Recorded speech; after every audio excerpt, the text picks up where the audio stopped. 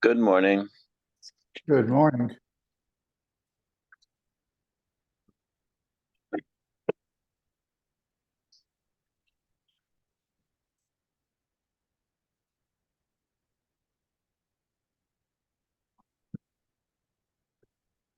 Got some extra learning. Yeah. You got him? Yeah. Okay. He's on the second show. Okay.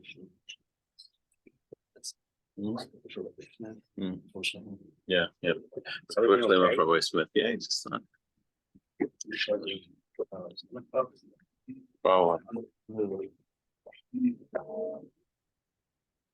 Okay, so where did we get up to?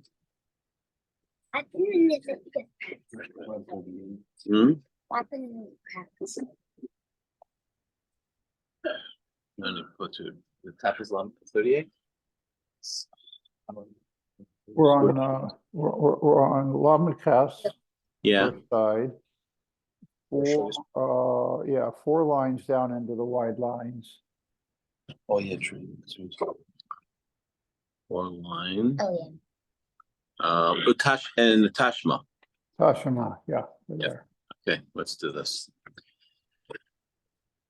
Okay. Yeah. Good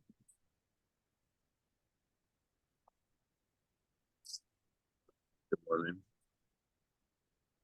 Let's see it.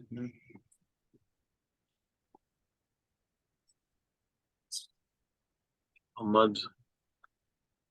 Female partners. That here we go. Okay, so the Gemara asks, okay, so for Shalema to all the wounded in Israel, Rabbi Smith. Okay. They are learning bring Mashiach, Mitzvah Hashem. Sooner. Okay. Tashma. So the Gemara asks, come and listen. Let's learn it from a different pasuk. Because it says, Alfia Mehar Paran, when it says that pasuk that we learned initially about it being Daf Yidin. So it says, like what Rabbi Yochanan said, Paran Hufia Ma'mainan Shel Yisrael, that actually from that pasuk you can learn something else. That from Paran came all the money of Yisrael. In other words, not from the Goyim, but rather from the fact that we over there, that's where we got our money. So the Gemara asks, Ma'idra of Masna, what is the drasha of Masna from Amad v'Imoded Aretz, from that pasuk? The Amar of Masna, Amad v'Imoded Aretz, Ra'a v'Yeser Goyim. What did he see? So it says, he's saying that he stood, he measured the land, and he saw. What did he see? So it says, Ra'a Sheva Mitzvah Shnitzavu Alem B'nei Noach, that Hashem saw the 7 mitzvahs of Bnei Noach, and they did not keep them. Amad v'higla oisa ma'alad masam, and that's when Hashem turned around and says, you know what? I'm going to kick them off their land. As it's brought in many different. By the way, this concept is brought in many different psukim. That it wasn't that Hashem gave us Eretz Yisrael to begin with, but rather that because they messed up, Hashem initially gave it to them, kicked them out, and gave it to us. Umay mashma, and what does it mean? Dahai vayasar lishna daglo Yahu. Where do we learn that not only did Hashem, not be happy with them that they got galus, because that they weren't fulfilling the Sheva Mitzvahs B'nai Noach. And so it says, Sheksiv Hachav Vayater Goyim, Vayater Goyim. And it's also written, it's like a little Gzera Shava. And it's Uksiv Hasam, and it's written in Vayikra, the Nater Bahen Al Haaretz. So there's 2 different psukim. One is here, this one from Har Paran, it says Vayater Goyim.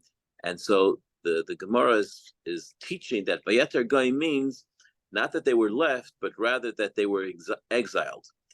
Because he brings another pasuk from Vayikra, and there it's when it's talking about the grasshoppers, I believe.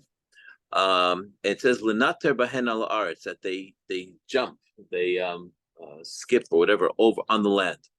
Umetargem, and the Unculus explains Lekaptza Vahon Al Ara, that what is Lenater means it's to jump from one place to the other, and therefore in that pasuk it says Vayiter Goyim, it means that Hashem made them jump, and he exiled them from the land.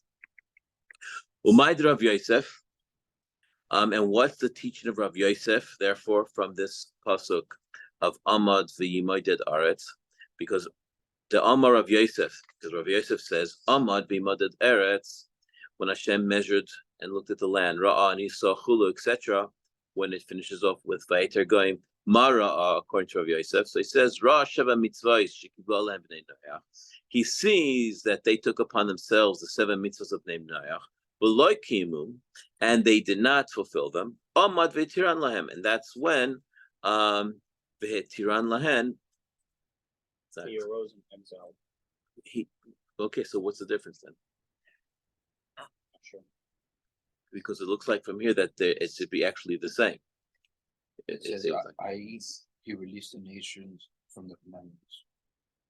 Maybe like he took. Whoa! So that he took right. That's what it looks like it's saying here.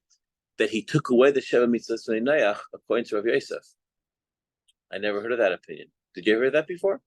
I always heard that the Sheva Mitzvahs Bnei Noach is always theirs. Here, there's an opinion that they had it, they had an opportunity to keep it, they blew it, and Hashem took it away.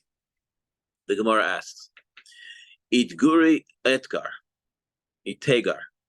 How can it be that the nations of the world would receive a reward for not doing the mitzvahs? And so therefore,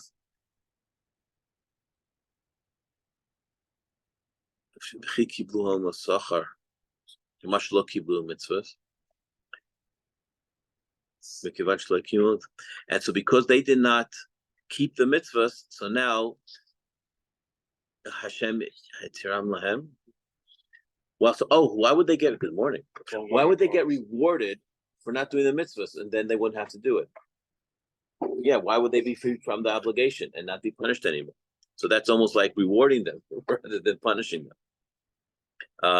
In Ken Matzino Chaytaniskar, according to Rav Yosef, it sounds like that if you didn't do the mitzvahs, Hashem would say, okay, you're off the hook. You didn't do your homework? Okay, your punishment, you didn't do your homework. Go home. Have a day off. No more homework for you. They don't get, maybe there's like a star involved too. No, that's what the Gemara is challenging. Why should they get rewarded for not doing the mitzvahs? They don't get rewarded. They got a day off from school. Or they got a long time off school. Okay, so they don't have to follow any more mitzvahs. But if they do follow them, they should get some merits, Then in that case, no, but then if be obligated. No, what's the right? And the reward is that now when they messed up, they don't get punished. That's a big reward. And now every time you come late to school, you'll never ever get punished. You'll never get rewarded either. So it's like, okay, but they didn't want to do it in the first place. In the first place, they were going to get punished for not doing it. Amar Braid Rabba. So he says no. Surely they will get punished for not doing the mitzvahs. What does it mean when Rav Yosef says that Hashem permitted them from not doing it? It means like this. Ein loymar, to say, shafilu mekaimim aisam, it's not as if they did en mekalim alem sachar. So it's not that they did not have to do it anymore. They still are obliged to do it, but they don't get the reward as such, like having Eretz Yisrael and getting other great rewards for it. This is what their obligation that they have to do. So the Gemara continues to ask, V'lai, what? That a guy will do the Sheva Mitzvahs Bnei Noach and not get rewarded? I mean, that's like that's really harsh. Ba'atanya, and we've learned in the Brisa, Rav Meir says, Minayin shafilu nochri. Where do we see that even a goy va'isek b'Torah, and he learns Torah? And what Torah is he learning? That he's learning the Sheva Mitzvahs Bnei Noach in order to fulfill them. That he is worthy in front of Hashem like a Kohen Gadol who goes in Yom Kippur to do the Avodah and the Kadosh Kadoshim. How do we know that? It says Talmud Loimar, because it says in the pasuk of Vayikra, Asher Yaseh Yisam Ha'adam V'chai B'hem. Any man who will go and study and do these mitzvahs will live by them. And since the pasuk says Asher Yasu Oisam, they will do them. Kanim, Levim, V'Yisraelim. It doesn't say Ela Adam. It doesn't say that whoever, any Yid who learns this, or any Kain who learns this, V'chai B'hem. The word that the Torah uses is Adam. And Adam is a person, any person, even a non-Jew. Halamadata, from here we learn, Shafilu Noichri, that even if he's a guy, and he is learning Torah.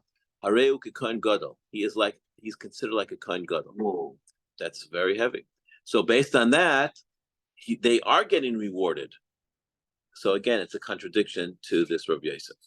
So because Rav Yosef was saying they won't get punished, but they won't get rewarded, and here the Gemara is saying on the contrary. Amrei. That a goy is it's also for them to learn Torah because not. I was going to ask that. I kind of too. I was also. Yeah. All of us were going to ask that. There's an opinion that the goys have to follow the 7 laws, and although the common sense. No. So I think what he said over here, what were they learning? They were learning the Sheva Mitzvot Nenach. So, and that they were learning in order to fulfill it, and that's permitted. So the Gemara answers. They answer this in the yeshiva, that surely they have a reward for learning and doing the Sheva Mitzvot Nenach. So what's the kavanah here? So what was the concept?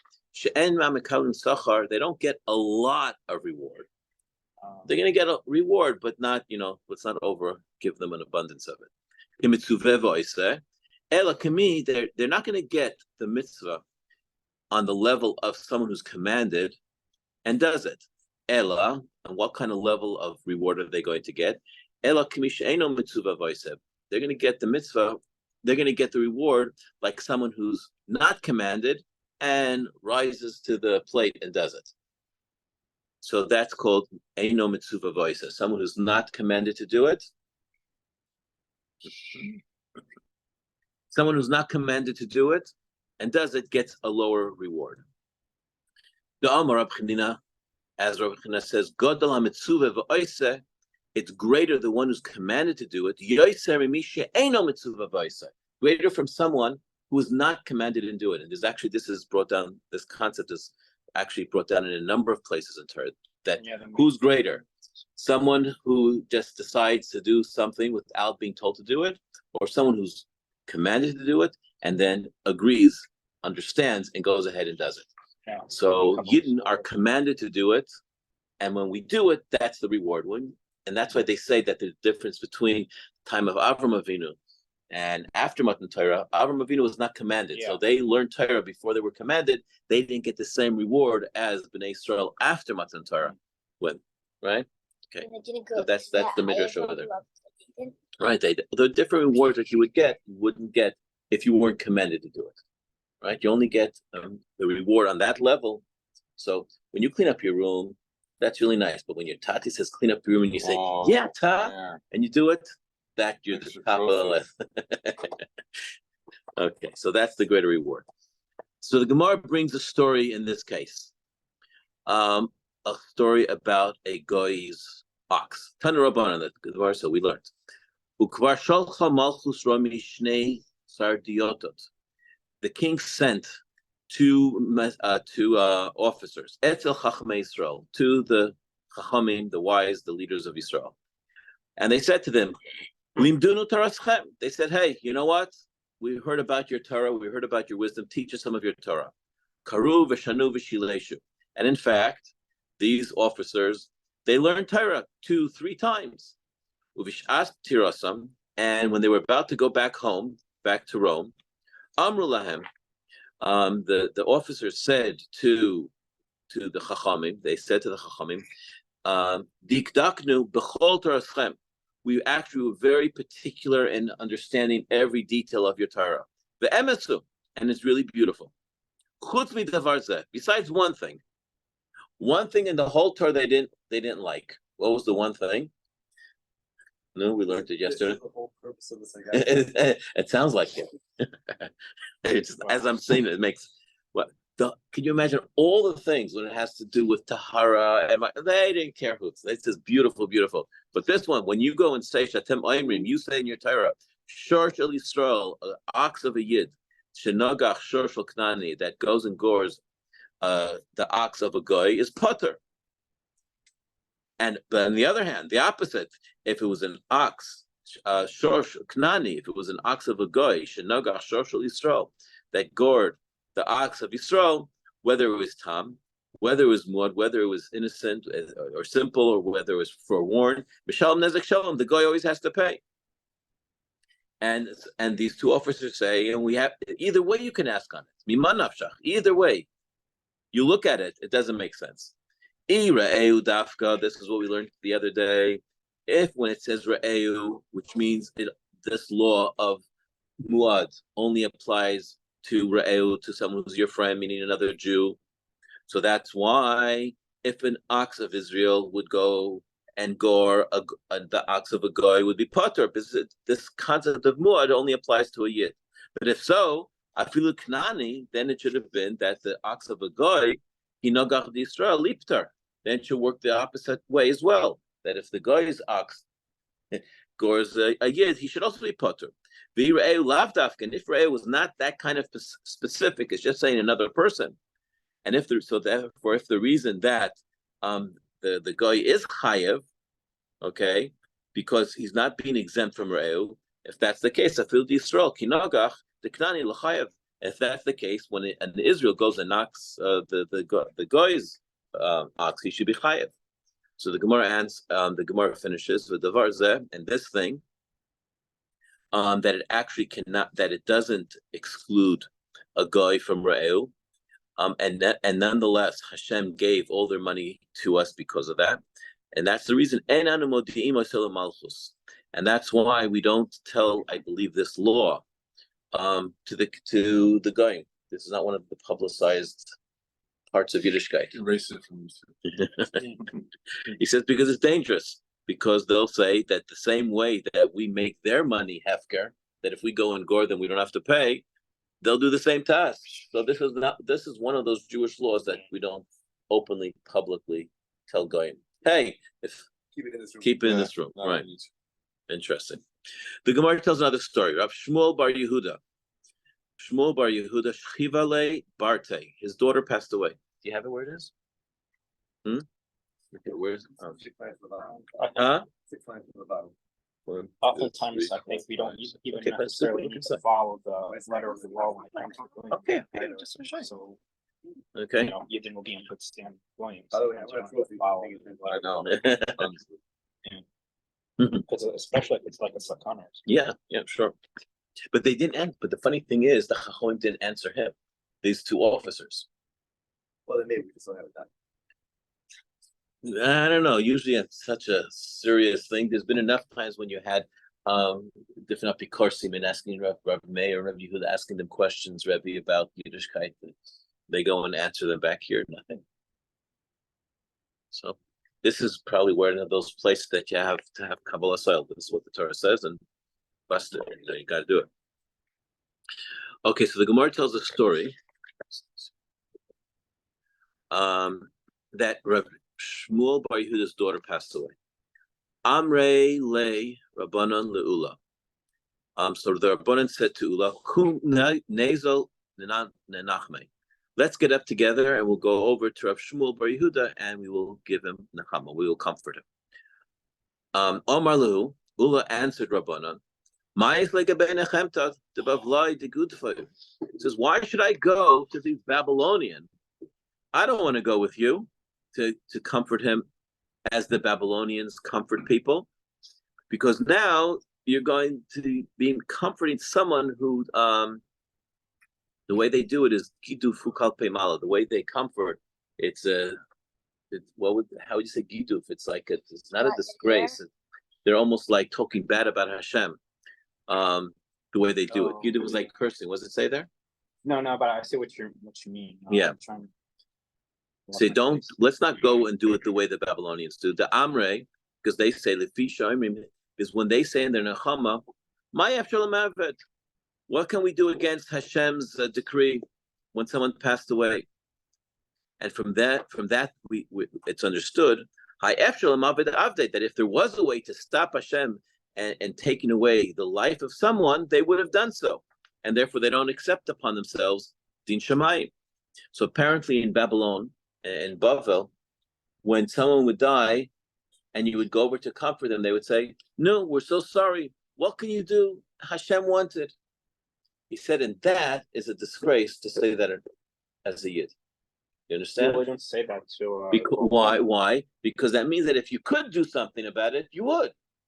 meaning that you're turning around and you're like thumbing up your nose to Hashem, saying, "Hey, I can't do anything against you, but if I could, right?"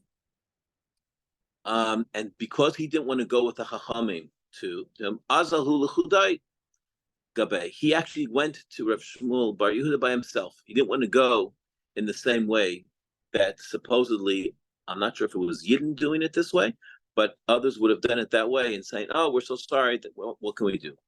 Amrle Ula Rav Shmuel ben Echamtai. So when he did come, Ula turned around to Shmuel, and when he was comforting him, he said the following. He quoted him the pasuk in Dvarim. Vayomar Hashem el Moshe, and Hashem said to Moshe, Eli, al tetzeres Moav. Don't go and trigger Moav, or don't start with them. But al tidgar, and don't trigger bam bilchama. Don't start up with them in a war. And so from here the Chachamim are deducting the fact that Hashem had to warn Moshe Rabbeinu not to make war with them. It means that if it wasn't for that warning, he would have fought with them, because he was already so upset with Moab, with what they did with Bilam and everything. Maybe, who knows, they would have, Moshe Rabbeinu said, "You know what, these guys were the bad guys, and now that I've, got over all my other issues, now I'm going to go in my last act, I'm going to go and nail them. I'll bum the cahoots out of them." Right? And that's why Hashem had to warn him not to do it. So V'yesh lahaksha, and Ula says to Rav Shmuel Bar Yehuda, but there's a question here. Is that what you thought, that Moshe Rabbeinu would have done war without permission? Can it be that you would have suspected Moshe Rabbeinu that even though the Moabites deserved to die and they deserved to be, kicked out of their place and really got beat, right? But do you think that Moshe Rabbeinu would have done that without permission? Because we see that as long as Hashem did not tell Moshe Rabbeinu to go to war, he would not have gone. So why do you think here that he would have gone to war by himself? But therefore, the reason why Hashem warned him, because that Shenasa Moshe Kavachomer Ba'atzma, because Moshe now was doing a Kavachomer on himself, and this is what he was saying. Ve'omar, and he was saying about himself. Uma Midyani. We find that what's in the case with the Midyani, Shaloi Ba'u, they didn't.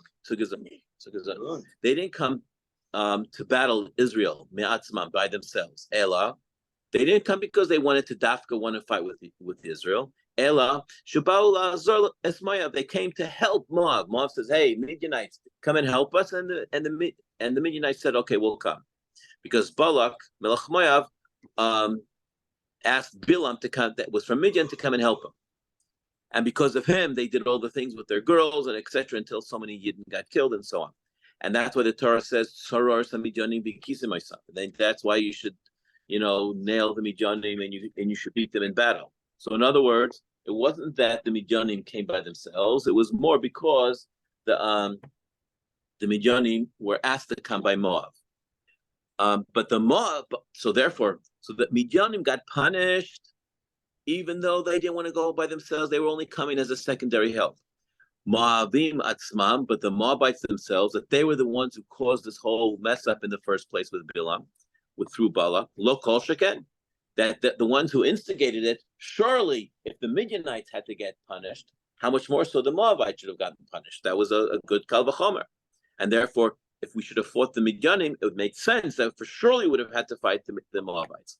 Therefore, Amar lo Kadosh Baruch Hu, Hashem said to him, to Moshe Rabbeinu, no. That it's not when it came into your mind to do it, but rather that's when I was thinking about it, and therefore you should not fight them. Why?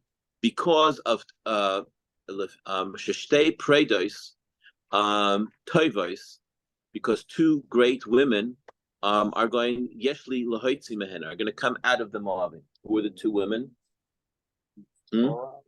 Ruth, okay. Ruth and Moaviyah. Read the next one. Look at the Gemara. You'd have it there. There's your answer. Where is it? I will turn the page. On base. And Naama. Okay. And that's where Malchus Bes David came out. Okay. Okay. So because of those two women, even though all the Moabites deserved to be killed through that Kal Vachomer, but because of two good women that were going to be descended from them, they actually saved their entire nation. That's a wild thought. So when you think that you did something good, you thought you're just saving yourself or your family. For all you know, you're saving the entire Jewish people. Woo! So that's serious. Okay. And this saying, the way he said it, from Ula to Rav Shmuel, comforted him. And he continued and said, "V'halo dvarim kal v'chomer." And so therefore, this whole concept is a kal v'chomer. I think it actually was written in the Torah that because Lot and his daughters were kind of related to Israel, therefore they're like your brother, not a time, something like that. Which is supposed to be like Esau also. Because he said, well, Esau, Ishmael. These Gazans were nailing them. So he said, so now here's a double kal v'chomer. Here we see Uma bishvil shtei preidos tovos, that for simply two women, so many generations later, Chas HaKadosh Baruch Hu al shtei umos gdolos, Hashem had mercy on two great nations, just because of two women of Ammon that came from Ammon and Moab. V'lo ichrivan, he did not destroy them. How much more so, Bitoi shel Rabbi, the daughter of your Rebbe, of this Rav Shmuel, Ink Shirahi, V'uruyahi, that if she, that even if she was worthy, Letzes mimena, to come from her, Davar Tov, anything good, Allah Chaskama V'kama, how much more so? The Have Chaya, and therefore she would have lived. So therefore, I'm not sure if that's a comfort. That to me is a little bit harsh. It says, you see, if for two righteous women, two nations were saved. So surely, technically, if your daughter was righteous, she should have lived because something would have continued from her, right? But because she didn't, so is that what I don't know, is that what the Gemara is saying here? That be upset or not, I don't even know. I think Deduct that nothing good would have come from her to continued life. That's a harsh one. Does somebody have a Gemara that explains this point? There wasn't. Did it say anything there in English? What does it say there? Homer. I think that she gets extra credit because she was the first one to do the mitzvah. How much more certain it is that she would have lived. That was, but that's only if she did something good. Then she would have lived, and since she didn't live, there's nothing good to come out of her, and that was her comfort. Maybe what he's saying is like this. Okay, let's take it a position away. Okay, this actually works because at the end of the day, and what happens when we die at 120? Are you telling me that there's nothing good that can happen with me? We're not done. We're saying on the contrary, when a person's neshama leaves this world, Hashem has looked down at us and said, "You fulfilled your mission down over here," and therefore, if you're not living any longer, I mean that is the comfort that in fact. Baruch Hashem, Zachisa, you merited to fulfill your purpose here in this world. And therefore Hashem wants you back because you've done good. You finished your job. Huh? All the comfort him by saying that God decrees this fate only if the person has already completed. Okay, so we got it right. Okay, with a little thought you can get everything, right? See? Okay, so really it was a great comfort saying that even though his daughter passed away early, but he's saying that Baruch Hashem, there was nothing else that she had to accomplish in this world, and ultimately she was a great tzaddikas. She was a great special person. The Gemara continues now and brings another ma'ala, another advantage, something good about Ammon, more than Moab, even though Hashem said about both of them not to fight them. So Amar Rav Chia bar Abba said, Amar Rav Yochanan, they said that Rav Yochanan said, En HaKadosh Baruch Hu mekapeach tzchar kol bria. Hashem doesn't forego or overlook the reward of any creature. That any creature that has done, any person, no one has ever denied their reward. Vafilu Function a family share. Oh, is it coming to that?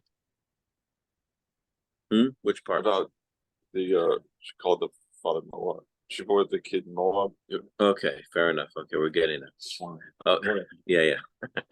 But and even the reward of a pleasant conversation and a kind conversation that Hashem would give a reward. Even when you talk in a tzniistic way, Hashem gives you rewards for that. That because we see with the oldest daughter of Lot, when she was speaking to her father, and she called her son Moab to hint how she got and how she became pregnant and ultimately who was the father. And that was a princess. That was not a modest way of speaking. So and therefore Hashem said to Moshe Rabbeinu, Al tatzeres Moav, Val tidgar ba milchama, and don't go to war with them. In other words, the request here is milchama hu deloy. It's only war that you shouldn't go to them. Ha'angaria avid behu, but to go and l'shabdam, to enslave them and make them work hard for Israel, you're allowed to, because they, in their speech of the initial mother, she wasn't modest. But Hatzeira, the youngest one of Lot, that she's Dekara, when she called her son Ben Ami, the son of my people, she was much more, she muffled the source of where this baby came from.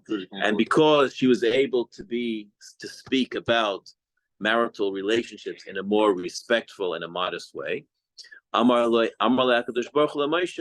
Hashem said to Moshe Rabbeinu, when you come close to the Bnei Ammon, not only should you not battle with them, but you should not persecute them either. Klal, as a general rule, you shouldn't even persecute them. That would be awesome. Another teaching about Ammon and Moab, Amar Rav Chia bar Abba.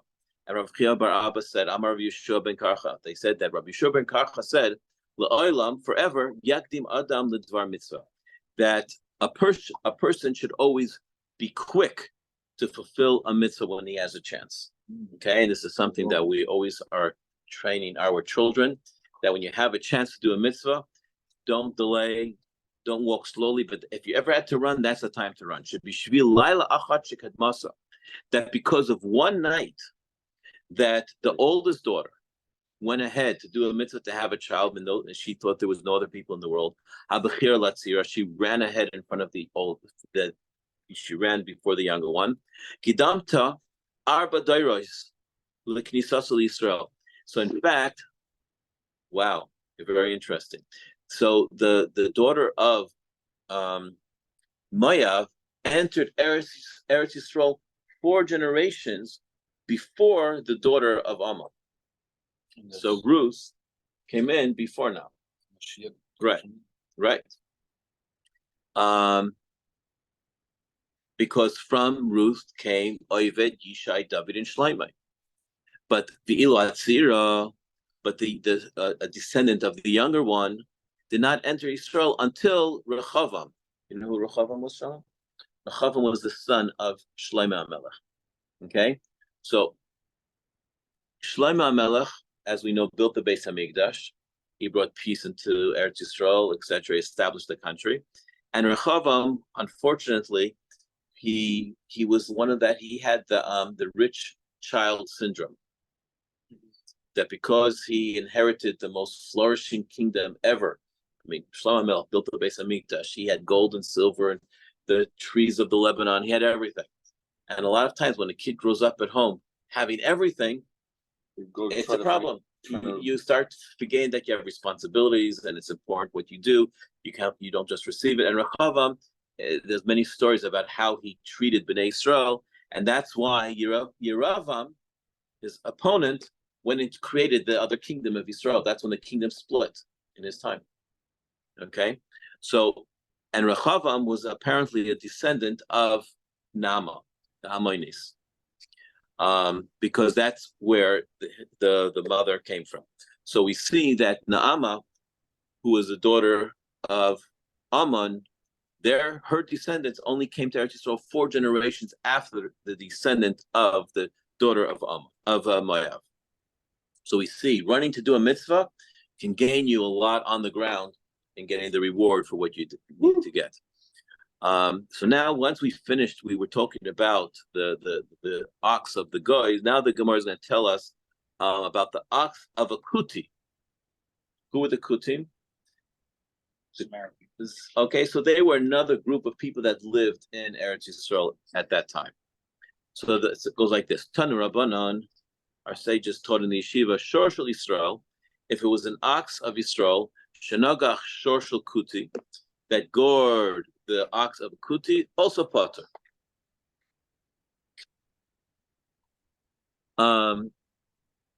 Because why? Because the Kutim back in those days, they had misgayer. They became a ger. They converted. Okay, and their laws, as far as in those cases, they were the same thing like Bnei Israel. And the only reason why they actually had converted, but they were how you say knas, they were penalized not to mix with Bnei Israel. So in other words, they had converted, but they were penalized that even though they were like converted properly as much as possible. What's this? They didn't assimilate. Well, we didn't allow them to assimilate with us Because they weren't sincere. because they weren't sincere. Correct, right? Well, So one of the big deals about them was that they didn't accept the Torah Shabbal Taf. So it was right. So hard to integrate right them. now something like that would have never allowed them to convert in the first place. But it looks like they converted, but it was not a full conversion. So they got the laws of Yisrael as far Right. as as far as the guy a Yiddish ox going a Kusite ox, they would get the same laws, but we still separated from them living with us. Yeah. It's just that eventually they went back. Yeah, no, we know that the Kusim eventually completely. You can see a lot of times you can see their later actions show what they initially, intended. They went to live. Yeah. Okay, but the Gemara continues. V'shel kuti, and if it was an ox of a kuti, shenagach shoshel Yisrael, that gored the ox of Yisrael. So he says the same thing. Tam mishalem chatzi nezik, like a yid. Their tam pays half a nezik. Umuad mishalem nezik shalom, and the muad and the forewarned ox pays the nezik shalom, just like the laws of a Yisrael goring another Yisrael ox. However, Rabbi Meir says, Shorshel Yisrael, Shenagach Shorshel Kuti. Rabbi Meir holds no, even though they converted, but it wasn't a proper conversion, and therefore they're like a goy. And if you gored their ox, you're potter. And the opposite, V'shel Kuti Shenagach Shorshel Yisrael, and if it was a Kuti, just like another goy who gored the ox of Yisrael, Ben Tam Ben Moad Misham Nezik Shalom, just like another goy, they would have to pay the full damage. The Gemara understands the reason of Rab Meir, that the Kutim were not proper ger. They didn't convert properly. And that's why their laws would be just like another guy. And the Gemara asks, Lemeimra, is that the case? The Sovar Rabbi Meir, that Rabbi Meir is holding Shakusim Gere Arayasen, that the Kusim, when you say Ger Arayas, means it's someone who converted because he was scared. What's an Aryeh? A lion. So a person who's a convert of a lion, what does that mean? It means that you're only doing something because you're scared from the lion, right? And if the lion wasn't there, you may not have necessarily converted. So that's why because the fear of the lions, and therefore their conversion wasn't real. But if that's the case, we'll ask a question: Kol haksamim, any stains that the women have there that are found on clothing, habayim mirekem, that come from a place I gather in Israel. Where's Chavbeis here? Let me see. Where's Rekem? Rekem Bamidbar. That's actually in the Torah. It's on the west side of Eretz Yisrael. So there must have been a town called Rekem, where a lot of Kutim lived. It says Tahirim. They're Tar. Why? Because most of the people that come from there are Goyim, and their stains don't stain like Anida. Rabbi Yehuda Metame, and on the other hand, Rabbi Yehuda does say that the stains that come from the people of Rekem is not pure. Why? Because they were converts, but they made mistakes in following the ways of the Goyim, and therefore, that even though they converted properly and became Yisrael, and their laws are like Yisrael, but it's like Yisrael Mumar. a yid that went and stopped, like a not from Jew, a person who unfortunately knew it and now is going against it. But they did have initially the laws of yid. Here that because the Kutins failed to serve the God of Israel, right? They were plagued by lions. So then that's what motivated right. So that's why, initially that there was a plague of lions, and that's why they were called Gerei Arayis, because they were scared of the lions, right? And the Gemara continues, and the stains that come ben hanochim, but when you have stains that are coming from just standard goyim, they're tahar, because the stains of a goy doesn't metame. Mi ben Yisrael, mi ben akutzim. What happens if you have stains that come from a place that was a mixture of Yidden and Kusim together? Then it says it is Thomas. Okay, then it would be. Rabbi Meir metame mishum she'enam regilim. It says Rabbi Meir calls that the stains would be tameh, because they weren't used to keeping their to watch out for those stains and to put them in the laundry. The Chachamim metarim, and the Chachamim would say no, the something that came from there would be tahar, because they weren't shalonech shadu al kismehem, that the Yidden, these kutim were not suspected about their stains, and they actually were careful about washing their clothing, and therefore maybe it is Thomas. So really there's an argument here at that stage at what level the kutim were considered Jewish. But here, nonetheless, we see the Gemara is proving from this Mishnah, Shekasov Meir Kusim Gerei Emesem, that Rabbi Meir, because Rabbi Meir said that they're Tameh, and you only could say it's Tameh if it was a stain that came from a Jewish woman. So since Rabbi Meir says that if the stains came from the kutim, and therefore, and he says that they're Tameh, according to Rabbi Meir, the kutim actually were proper converts. So Rabbi Abba solves this contradiction in the words of Rabbi Meir. It was on one place, Rabbi Meir is saying that they're Goyim, in another place he's saying that they're considered Yidden. Amar Rabbi Abba, he says the following, that really Rabbi Meir holds that they were true Gerim, as this Gemara, as this Mishnah said about the stains. Why does Rabbi Meir say that the ox of a kuti, that gored, the ox of Yisrael, pays full nezek like a goy? Knasu, because that's a knas. Knas again is this is when you get a knas. No. How would you say? Huh? A fine. A fine. There's the right. That's the right word. It's a fine. Okay. Yeah. The Hebrew words I know them like that, but to translate them just has a little bit more. So a knas, it's a fine. What? Me too. I find that isn't it? Yeah, you get it. You know what I'm talking about. Okay. Knasu shekanas Rabbi Meir, that this was a fine that Rabbi Meir fined the mamoina. He fined their money, that they should be like Akum when it comes to money. Why? In order shloi tamu bahem, so this way they would not mix with Bnei Yisrael. So here's the interesting thing. So that they were considered Jews, they were considered Jews. We see that their stained just like the Yidden.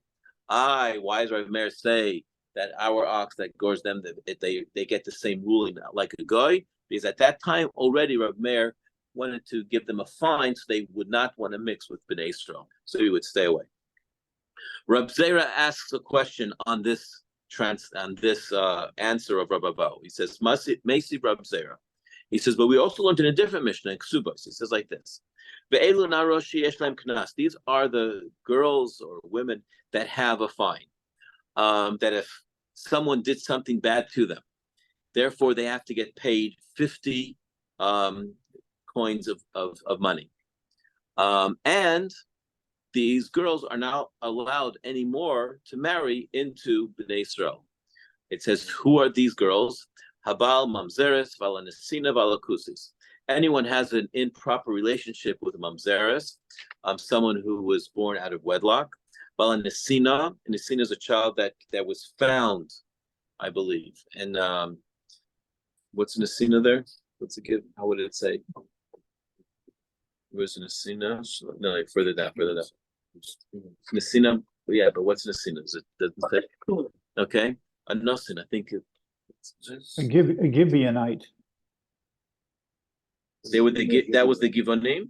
I think so. Huh? Yeah. Yeah, okay. Vala kusis, and someone had an improper relationship with the kutzit. And it says there, and the Gemara explains there further, that the stains that come mi ben hanoichim, and stains that come from other non-Jews are tar. Sorry, am I missing here something? I messed up here. Sorry. Visa al kadata, I apologize.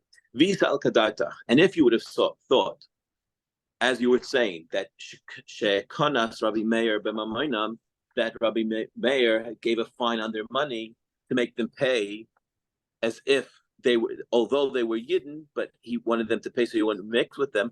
Hachinami. Also over here, we should have fined them, and made them putter from paying about improper relationship because they're not Jewish. In order to, and if they were Jewish according to Rabbi Meir, he should have fined them. They should pay, so they shouldn't mix with us. So Abai answered this question. So do you understand the question? The question is that Rabbi Meir is saying that they are Jewish. He was just giving them a fine, so they shouldn't mix with us. He says if that's the case in the Gemara in Ksubas, when it says that only from amongst the Yidden, if you came and you had an improper relationship, you'd have to pay this fine, right? But if you were a goy, you don't have to pay this fine. So he says if they were takeh kutim and they were considered Jewish, then Rabbi Meir should have fined them and says you should pay it, so this way you wouldn't mix with us. So Amar Abaye, so Abaye answers that even though Rabbi Meir's opinion is that he gave them a fine to the kutim, nonetheless, he did not fine them when they had improper relationships to make them pay. Why? In order that it shouldn't be chayta niskar, that the one who did wrong, the chet, should get rewarded for it, and then he would gain from it. Okay, let's just go to finish up there. So he says, okay, but let him give the knas, let him give the fine, and we'll give the money to the poor people, not to the family, but to the poor people. And that would still apply to the reason about not mixing with the Jewish people. And the answer is, the Gemara answers, Amar of Murray. He says that in order that we should go and make a person who has an improper relationship to give money to the poor people, that we would not fix, because then it would have been that the one who did wrong was getting a reward for doing a mitzvah, so to say. Now he was doing a mitzvah with his money. Mishum dahave mamon she'en lo tovim, because then it would be money that is now obliged to pay to the poor people, and know who's going to claim it, who's going to demand the money from such a person. And since he wouldn't want to give it, no one want to claim it, you couldn't find them for it. Shkoyach. Woo! Always go put it in the raw place. Woo! Okay, shkoyach. Like a professional. Thank you very, very much. Like a professional, a professional. This This is the most Druin you're talking to. Yeah, so okay. Have a wonderful one, Freilich and Chanukah. Thank you very much. And we all pray that Rabbi Smith has a refuah shlema. Yeah, get over that. Okay. Off. Yeah, okay, all the best. Get over that, Paul. Yeah. Stinky.